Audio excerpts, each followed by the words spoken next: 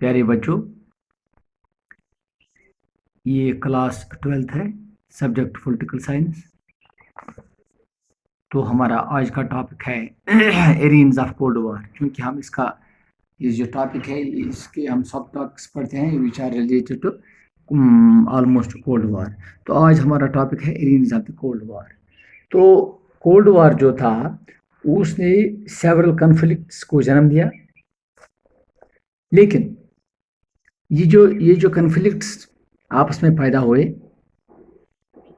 इन conflicts की वजह से दूसरा वर्ल्ड वॉर नहीं हुआ। लेकिन कुछ ऐसे एरियाज थे जहाँ पे सुपर पावर्स, जो दो सुपर पावर्स थे, वो एक तरह से डायरेक्ट कन्फ्लिक्ट में आ गए।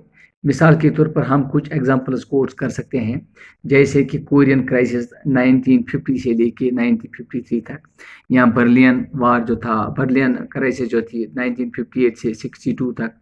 इसी तरह कांगो क्राइसिस 60s में, या वियतनाम का क्राइसिस था।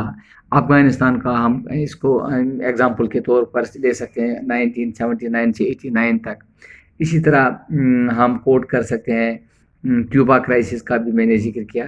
इस तरह से बहुत से वाक़ा थे जहाँ की दो सुपर पावर्स एक तरह से आमने सामने आ गई।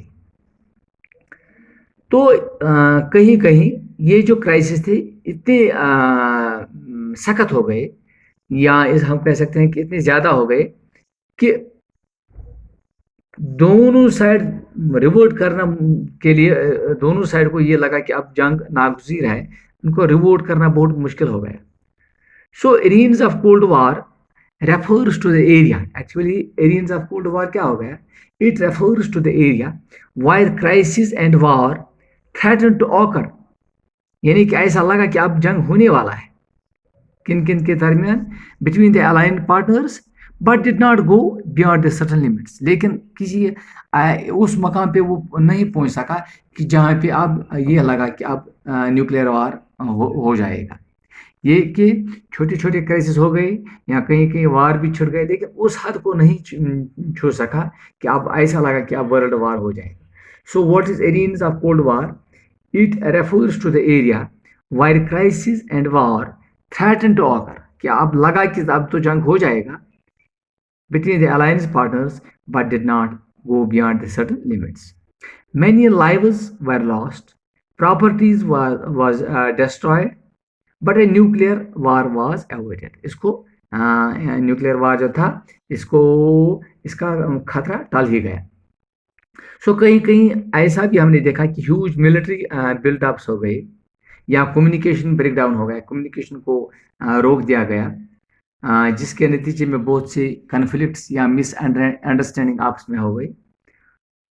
तो in such critical circumstances, countries outside the bloc, say the non-aligned countries played an important role in reducing tensions and avoiding a direct war between the two states. जितनी भी नॉन अलाइनड कंट्रीज थी, नॉन अलाइनड कंट्रीज का मैंने आपको पहले भी जिक्र कर दिया, उन कंट्रीज को हम कह सकते हैं जो न एक सुपर पावर के साथ थी या न दूसरे सुपर पावर के साथ।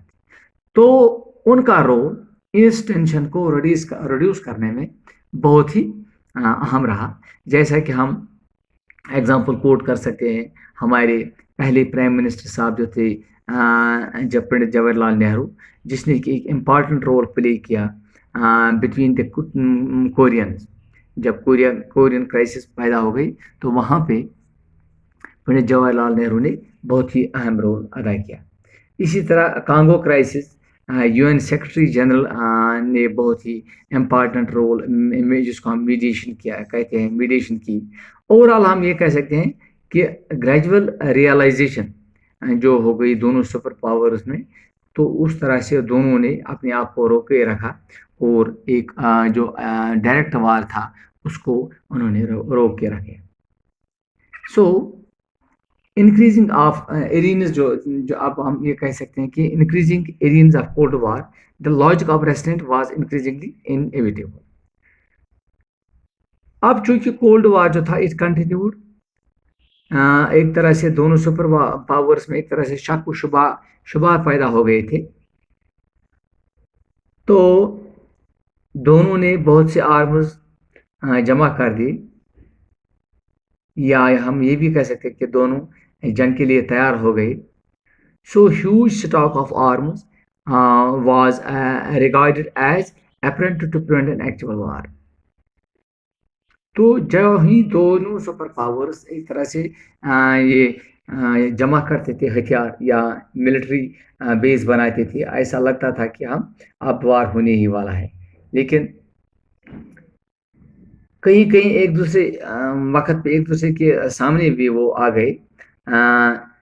मिसाल के तौर पर हम इसमें कुछ एग्जांपल मैंने आपको दे दी. सो